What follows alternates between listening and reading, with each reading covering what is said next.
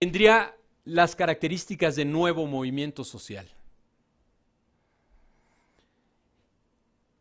En el ámbito de la política, dice, los nuevos movimientos sociales son distantes y ajenos a los partidos, no les gustan los sistemas electorales y abogan por la democracia representativa.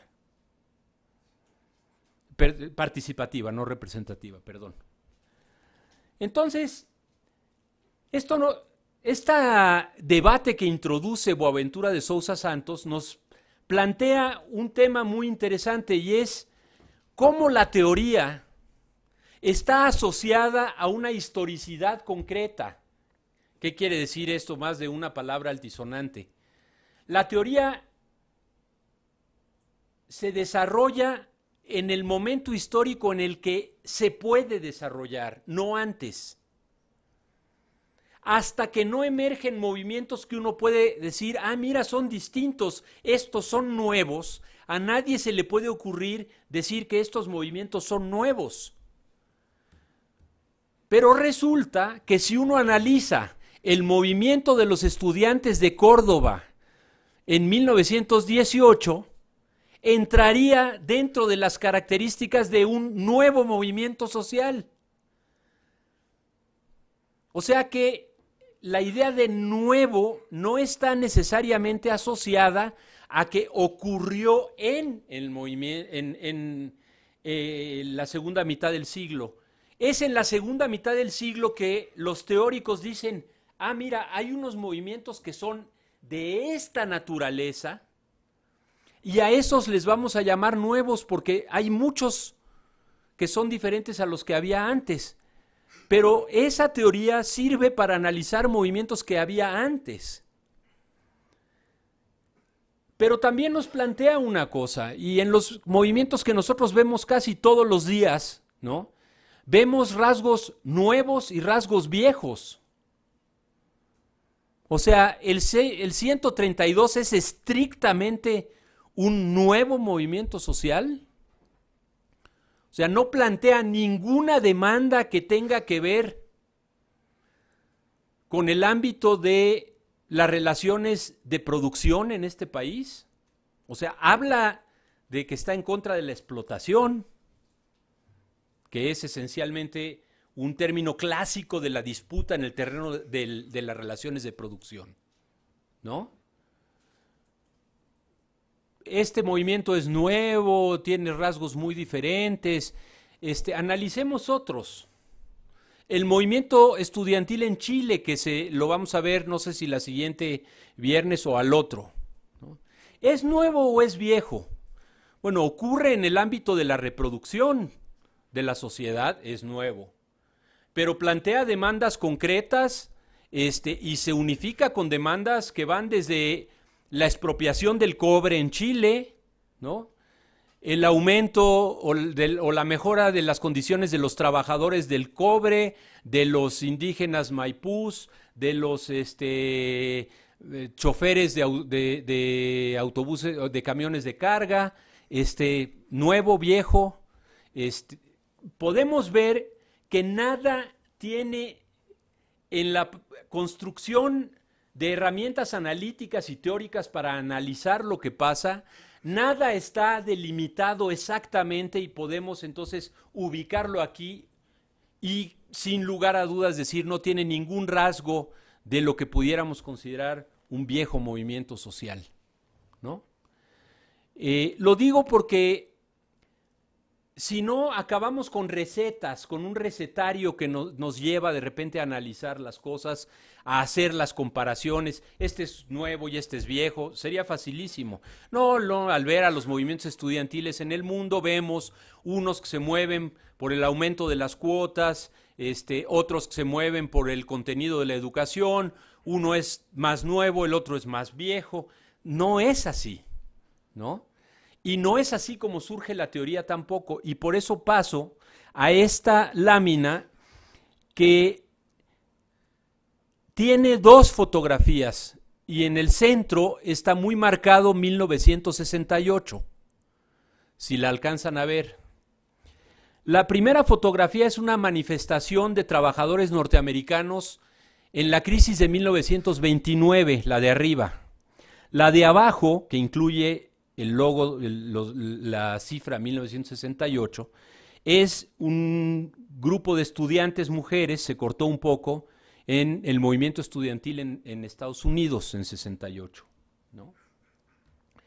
Lo que podemos ver es esta cuestión que les decía yo, de cómo en distintos momentos históricos la teoría y en contextos específicos, las teorías que se desarrollan están íntimamente relacionadas con ese contexto histórico, material, intelectual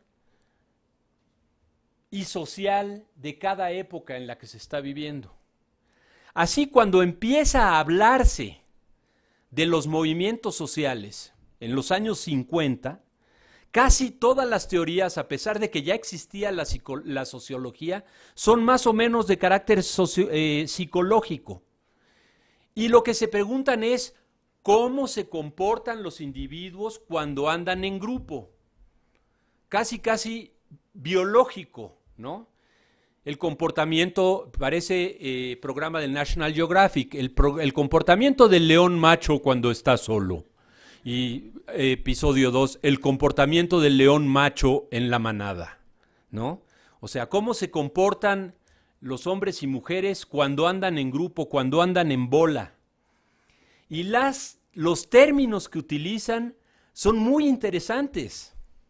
Un gentío, son términos que todavía usamos hoy. ¿Qué había? No, había un gentío, ¿no? ¿Dónde? En el Ángel había un gentío, ¿no? Estaban expresando emociones, alegría en ese momento, ¿no? A lo mejor pueden salir al Ángel a expresar ira, no hay nada más que eso. O aterrorizados el día del temblor de 1985, después del segundo sale todo el mundo y en Reforma se encuentra la gente, un gentío. Segunda categoría, el público. ¿Quién es el público? Bueno, es ese conjunto de individuos que a través de los medios de comunicación discute, entre comillas, discute algún tema específico. Luego cambia por la opinión pública. Pero en general uno se refiere, el público opinaba que tal cosa, ¿no? Porque hay algo que a la muchedumbre que está ahí reunida le da cierta unicidad. Desde esta perspectiva medio psicológica de los años 50. Luego viene la noción de masa. Ah, no, ya esos cuando son un montonal, ¿no? Interactúan a través de los medios o interactúan ahí juntos y ahí anda la masa, ¿no? Como pueden ver, son poco asibles. ¿Qué diferencia al gentío de la masa? O sea, como que existe poca precisión. Y por último hablan de movimiento social. Y es cuando le atribuyen a esa masa, le atribuyen cierta estructura u organicidad y una persistencia en el tiempo. No fue que salieron y luego ya desaparecieron, no. Siguieron, al día siguiente volvieron a salir porque andan en algo. Y entonces eso le llaman movimiento social. Y el teórico, digamos, más relevante de esta etapa de la teorización de movimientos sociales es Neil Smeltzer. ¿Sí? Pero son textos de psicología. En los años 60, antes del 68, viene toda una teorización que se llama la privación relativa, en donde dicen, no, o sea, realmente los movimientos sociales salen cuando la gente dice, no tengo esto y lo tengo que tener. ¿Por qué lo tengo que tener? Uno, porque esa persona o grupo de personas, Juanito, ¿no?, se da cuenta de que existe las tortillas. Antes no lo había percibido, pero se da cuenta de que existen las tortillas. Segundo, se da cuenta de que él no tiene tortillas. Tercero, se da cuenta de que Pedrito tiene tortillas, ¿no? Y cuarto, dice, yo quiero tortillas.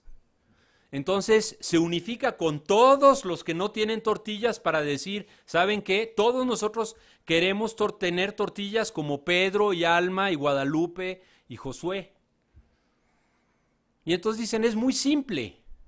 Siempre que hay una sensación de privación, de que yo no tengo algo que tengo derecho a tener, hay un movimiento social. Pues entonces está fácil la cosa, más o menos, ¿no? Hasta puede uno predecir cuándo va a haber movimientos sociales. Uno diría, si fuera tan fácil, en México tendría que haber movimiento social todo el día, porque la privación relativa es relativa por eso, ¿eh? O sea, es relacional.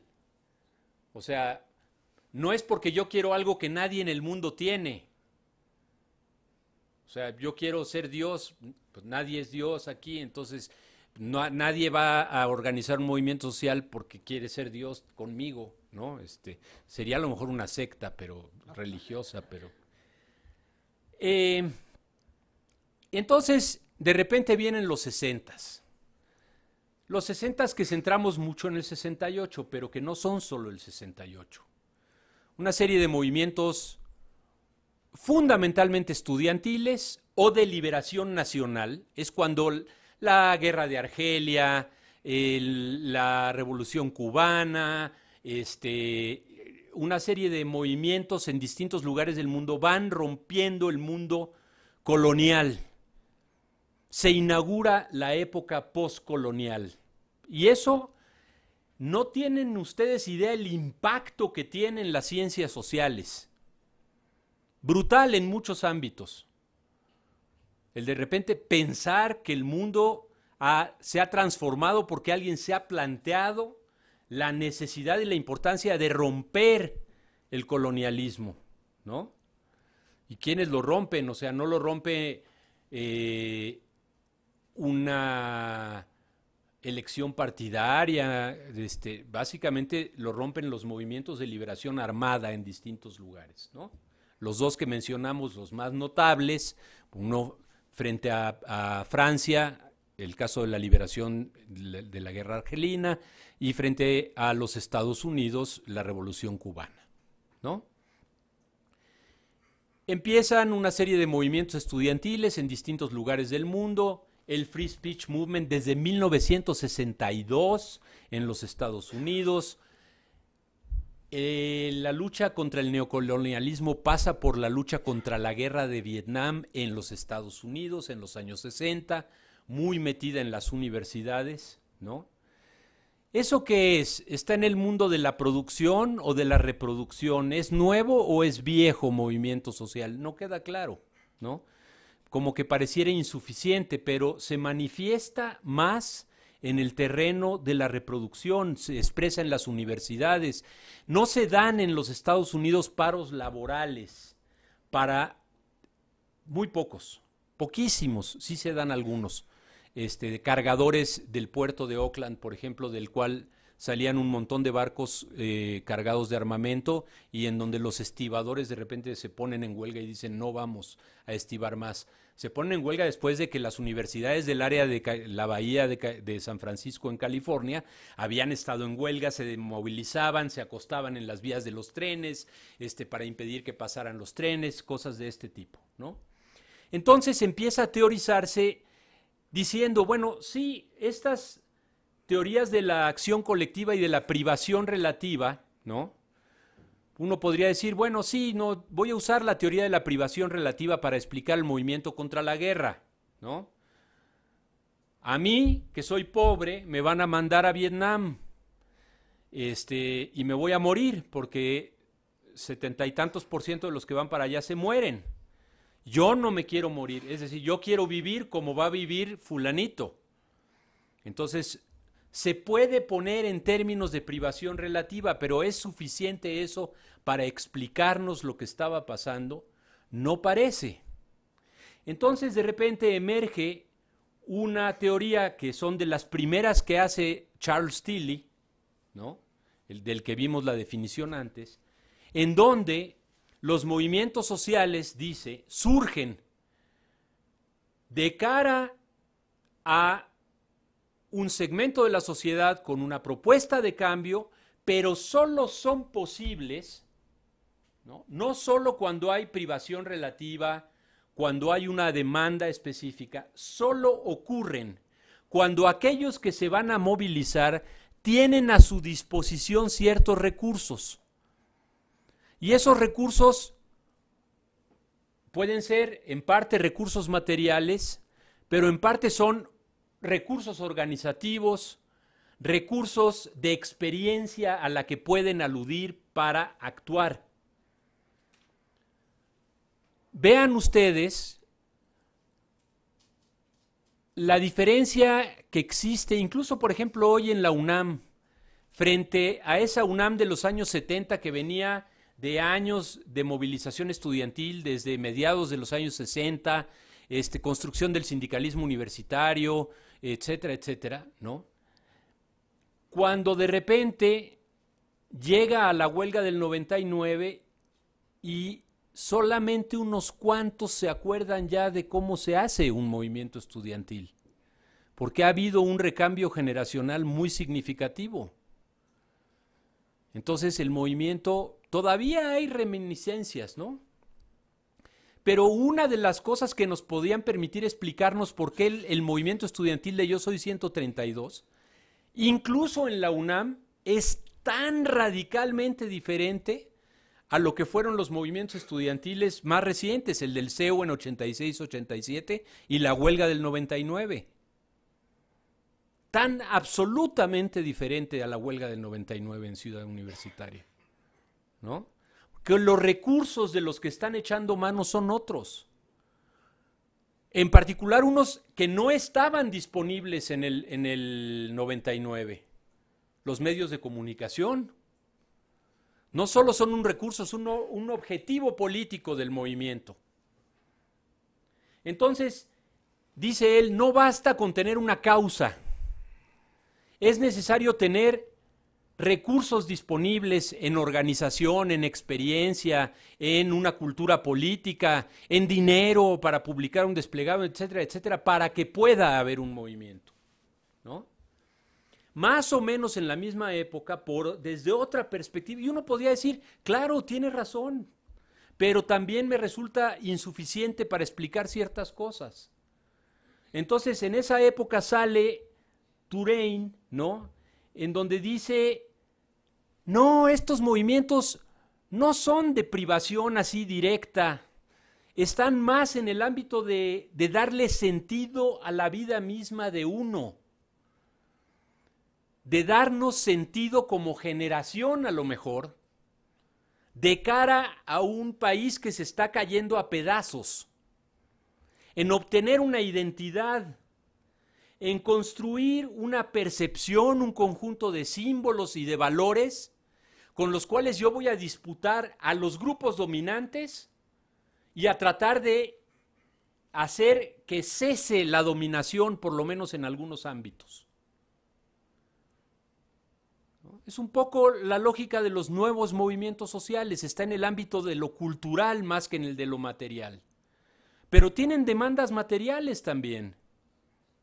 Ahora, Touraine se plantea esta reflexión después del 68 francés, él está tratando de explicarse el 68 francés, entre otras cosas, y movimientos como la Unidad Popular en Chile, o sea, cosas tan disímbolas como esas. ¿Por qué pasa esto? Porque hay una percepción del mundo y una necesidad de romper con esa dominación que pasa por haber ganado en nuestras cabezas la idea de que el mundo tiene que ser como es. Y ya sea en lo más general o en lo más particular, los movimientos se plantean, es que la universidad no debe de ser para lo que usted dice que debe de ser. Ustedes nos han dicho que la universidad tiene que ser una entidad productora de riqueza nacional, material, vía patentes, vía tales, vía títulos y grados, pues ¿sabe qué? Le vamos a decir, nosotros no estamos de acuerdo con eso, no queremos esa universidad. A lo mejor eso se traduce en que no queremos que aumenten las cuotas, pero está dando la disputa desde la lógica simbólica, diciendo lo que en las cuotas ustedes están poniendo una concepción de dominación de un modelo de universidad y nosotros estamos poniendo otro. Y luego viene de nuevo los nuevos movimientos sociales. Touraine es un poco parte de eso, ¿no? Y eso se ha tomado teorización de los 70 para acá. La idea de los nuevos movimientos sociales está de nuevo en el centro, recoge de la vieja concepción marxista la idea de que se lucha contra la dominación y la explotación. Pero es en el ámbito que les decía yo antes, la lucha no se da en el espacio en el que se expresa la explotación de los trabajadores, sino que se da en el ámbito de la reproducción de las relaciones de la sociedad, la familia, la iglesia, los medios de comunicación, la educación, etcétera, etcétera, etcétera, pero también de las relaciones sociales en la producción. ¿Cómo son las relaciones entre aquellos individuos que participan en la producción? No de cara al patrón, de cara, por ejemplo, a la mujer trabajadora, a la que no se admite en el sindicato, ¿no? O a la que jamás se va a elegir para un puesto directivo. Se dan movimientos que están incluso dentro de otros movimientos. Y básicamente estos se han ido desarrollando históricamente porque los movimientos PUM aparecen así y hay la necesidad de dar una explicación. Bueno, todo esto lo he planteado en el ámbito de lo general, pero para las próximas 2 sesiones lo que nosotros queremos ver, bueno, ¿y los estudiantes qué? ¿Son igual que cualquier movimiento social? Bueno, comparten rasgos. Ciertamente comparten rasgos en los cuales casi cualquiera de estas perspectivas nos podría dar algún elemento explicativo. Pero tienen particularidades que hacen que se hayan elaborado teorías y análisis específicas para los movimientos estudiantiles, ¿no? Entonces, ¿cuándo se dieron esas teorías? Curiosamente, empiezan justo a partir del 68 y terminan prácticamente en los años 70. ¿No hubo movimientos estudiantiles antes? Claro que sí. De 1918 a 1929, en toda América Latina, hay movimientos estudiantiles por la autonomía y la reforma universitaria. Intensos movimientos estudiantiles, con un impacto muy fuerte en las distintas sociedades, con una influencia notable en la formación de partidos, sistemas políticos nacionales, fuertísimo. El más conocido es Argentina, pero Argentina, Chile, Colombia, Perú, Cuba, México. Prácticamente toda América Latina está llena de movimientos estudiantiles. No, los medios de comunicación no eran como son ahora, en donde nos reportan que ayer en Chile desalojaron de 2 escuelas a los estudiantes, los carabineros, esos que proponía Cuadri como ejemplo para organizar a la policía mexicana, que es la policía de Pinochet, los carabineros, desalojan con violencia a los estudiantes. Nos enteramos, o sea, si uno hubiera entrado al internet, ayer, 2 horas después de que ocurrió, lo hubiéramos visto.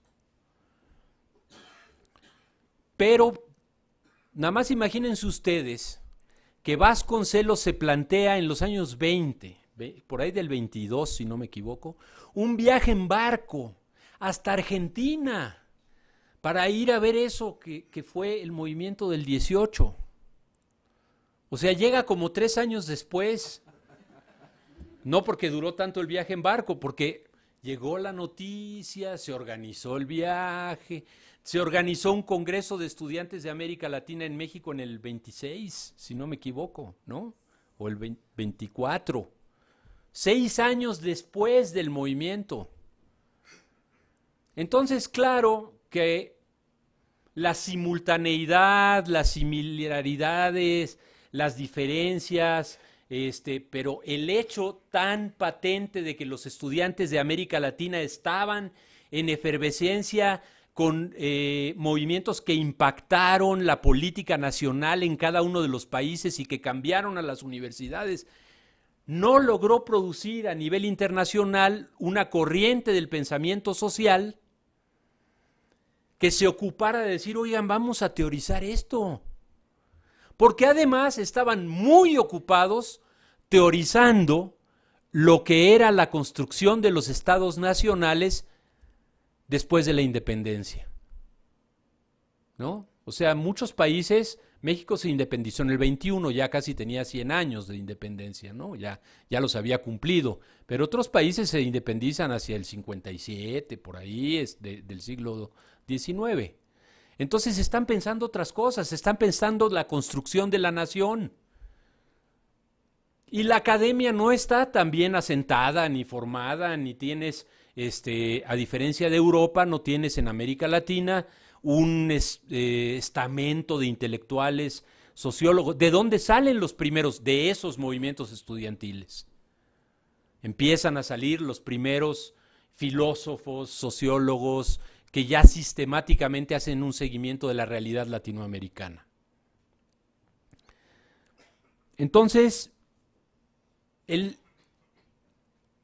no hay otra oleada tan fuerte, no sé, es difícil decirlo, pero por lo menos no hay una oleada de la cual haya tanta conciencia internacional como la que empieza en el 62 y que alcanza su punto máximo en 68, en donde se sabe que en Francia hay movimiento, que en España hay movimiento, que en Italia hay movimiento, que en Berlín hay movimiento, que en México hay movimiento.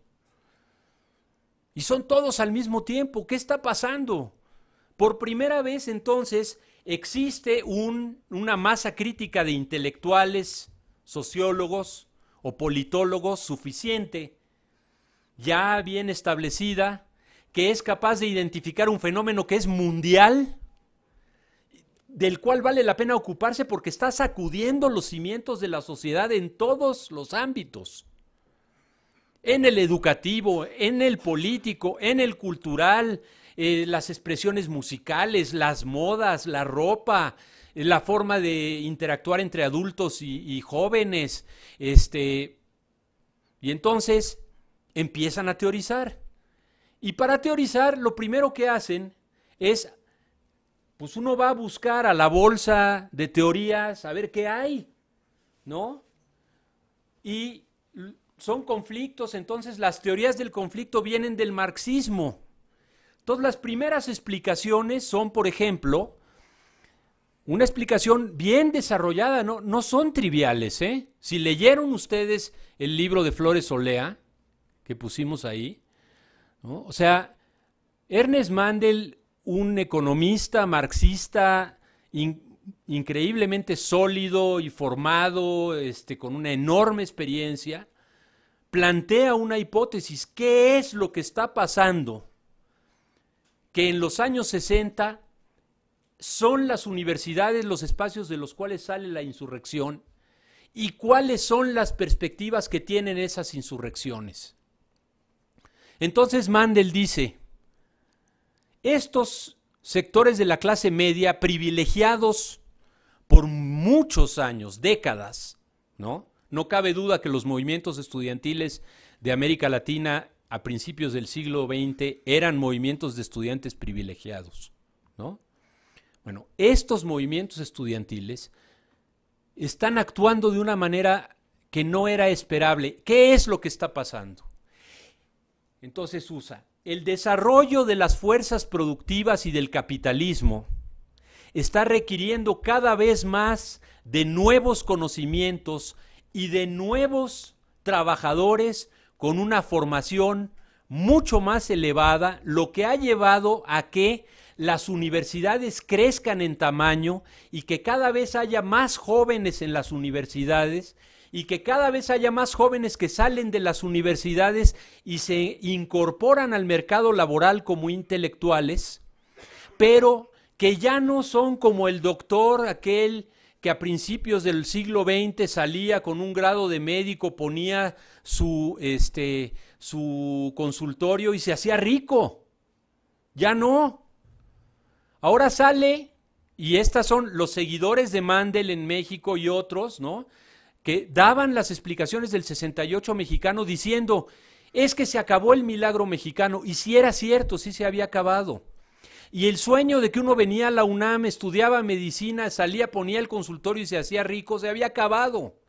Porque uno llegaba a la UNAM, estudiaba medicina, sacaba el título y entraba a trabajar al ISSSTE.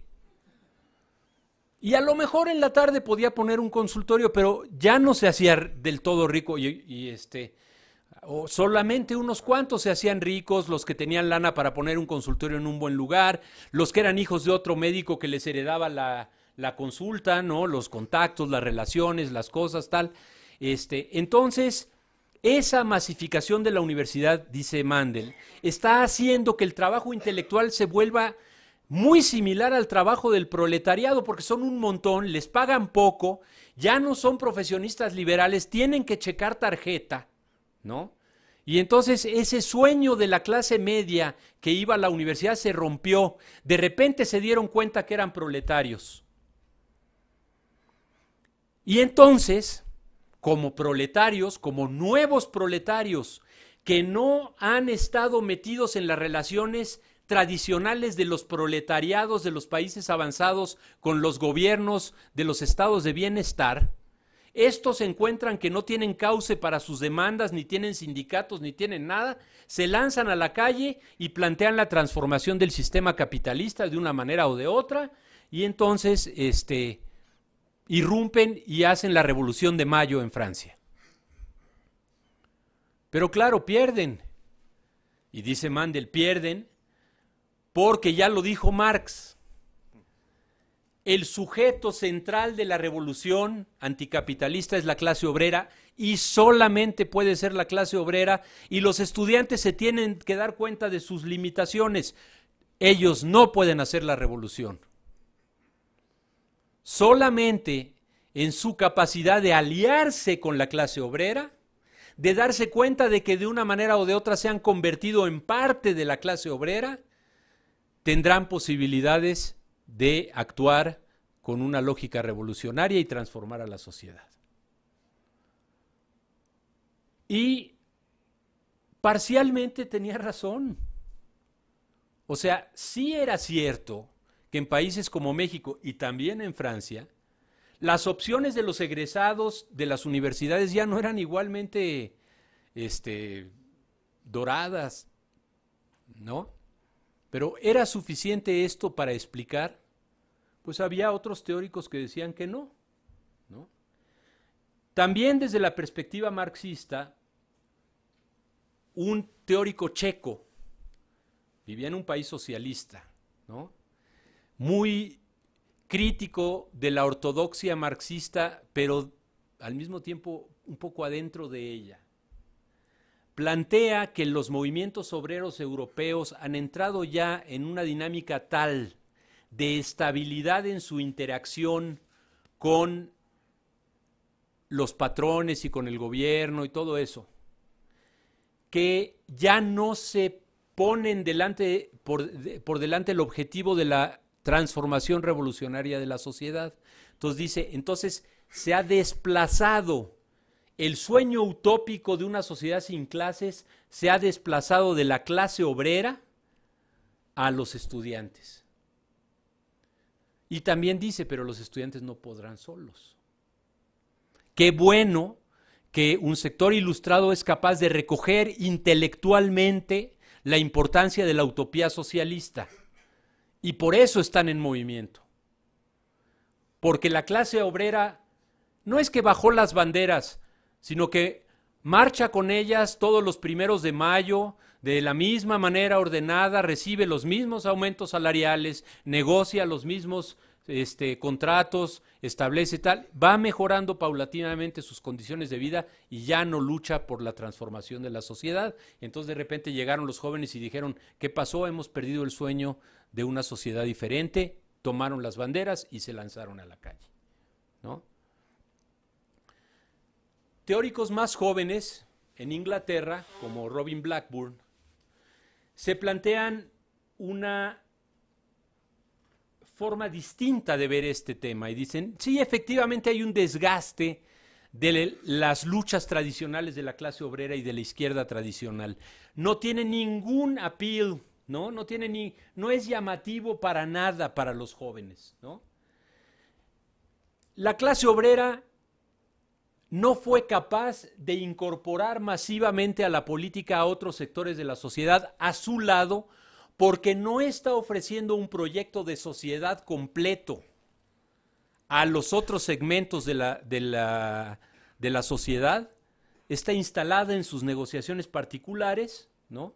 Y entonces hay otros con otras demandas que ya no se sienten representados como pudieron haberse sentido representados en los años 30, ¿no? Y que salen a plantear sus demandas por la libre, que cuestionan teóricamente a la clase obrera como la clase, el sujeto revolucionario por excelencia. Y dicen, desde el marxismo, dicen,